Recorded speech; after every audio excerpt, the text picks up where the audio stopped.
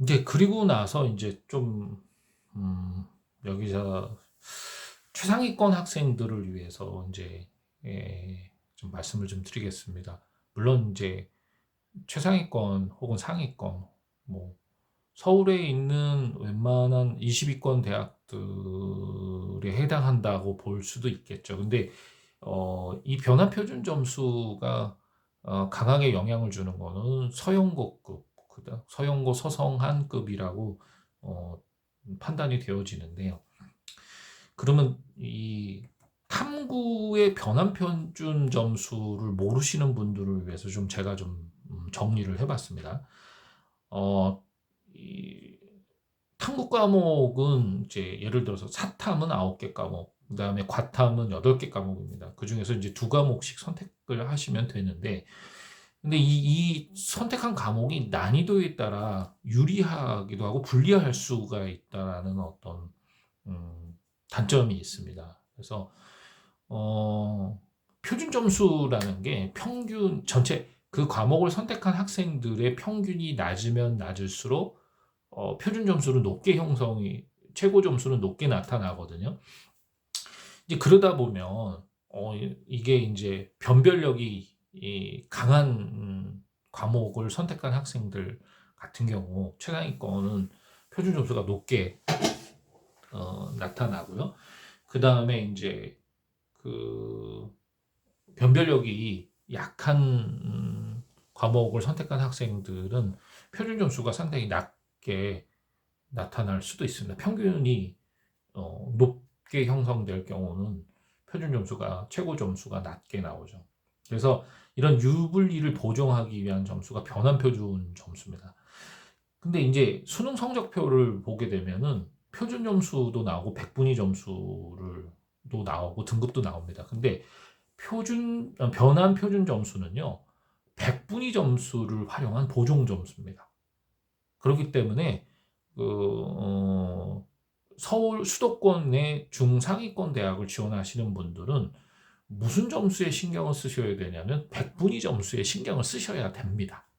그러니까 백분위가 높으면 높을수록 그 보정된 표준 점수를 지정을 받기 때문에 어, 표준 점수보다는 백분위 점수에 신경을 쓰는 게 맞고요. 근데 이 보정 점수가 각 대학별로 기준점이 좀 다릅니다. 2020학년도 주요 대학 탐구 변환 점수 비교 분석을 좀 해봤거든요. 비교 분석을 했을 때 이제 잘 보시면은 이제 100분위는 최고 점수가 100입니다. 100, 좌측에 보시면 100, 99, 98, 97 이렇게 100분위 점수에 따라서 각 대학은 표준 점수를 지정해 놨습니다. 우측에 보시면 서울대, 연대, 고대, 서강대, 성균관대, 한양대 이제 이런 대학들이 100분위가 100이었을 때 서울대 같은 경우는 66.22, 뭐 99점일 경우는 66점 이런 식으로 대학별로 보정된 표준 점수 적용을 하는 거죠. 그러니까 표준 점수를 그대로 사용하게 되면은 어떤 학생에겐 유리하고 어떤 학생은 불리하다. 이제 그런 점 때문에 그렇거든요. 역시 마찬가지로 그 중앙대라든가 경희대, 한국외대, 건국대, 동국대 등도 탐구 변환 점수를 활용해서 보정 점수를 사용하고 있습니다. 마찬가지로 자연계열 학생 같은 경우도 이제 올해 이제 2020학년도 보면 서울대 같은 경우는 100분위 100, 과탐을 100분위가 100이다 그러면 68.12, 뭐 아니면 99점 같은 경우 67.41 이런 식으로 서울대도 보정 점수를 사용하고 있습니다. 근데 이 보정 점수를 다 외우실 필요는 물론 없는데 이제 좀 이제 몇 가지 정리해서 좀 보셔야 될 게 탐구 과목별 만점에 따른 그 100분위의 유불리가 존재한다라는 점이에요. 이게 무슨 말씀이냐면 같은 50점을 맞았는데 어떤 과목은 그 50점의 100분위가 100이 나오는 과목이 있지만 어떤 과목은 100이 아니라 99나 98, 97도 나오는 경우가 있습니다. 그러면 같은 탐구 과목을 똑같이 만점을 맞은 학생임에도 불구하고 나도 만점이고 쟤도 만점인데, 근데 이제 A라는 학생은 뭐 예를 들어서 뭐 화학을 택했다, 화원을 택했다. 근데 생원을 택한 학생도 만점인데 그 100분위 최고 점수가 다를 수 있다는 점이죠. 이런 경우는 이제 상위권 학교의 경우는 합격 불합격에 영향을 주게 됩니다. 그리고 그 사탐의 경우도 이제 어떤 과목을 택했느냐에 따라서 이제 유불리에 영향을 주는데, 그거를 한번 좀 분석표를 좀 말씀을 좀 드리도록 하겠습니다. 일단 2020학년도에 수능 사회탐구 9개 과목을 좀 이제 분석을 제가 해봤는데요. 이제 표에서 보실 때 왼쪽에 보시면 원점수 50점, 48점, 47점 이렇게 원점수를 배열해 놨고요. 이제 각 과목별로 이제 생윤, 윤사, 한지, 세지, 동아시아사, 세계사, 법정, 경제, 사문 이런 과목들을 100분위 점수를 적어놨어요. 100분위 점수를 적었는데 잘 보시면 지금 보면은 같은 만점이지만 100분위가 100이 나오는 과목은 경제 한 과목밖에 없습니다. 지금 한국지리 같은 경우나 윤사 같은 경우를 잘 보십시오. 지금 100분위가 윤사는 93이 나오고 한지는 97이 나오지 않습니까?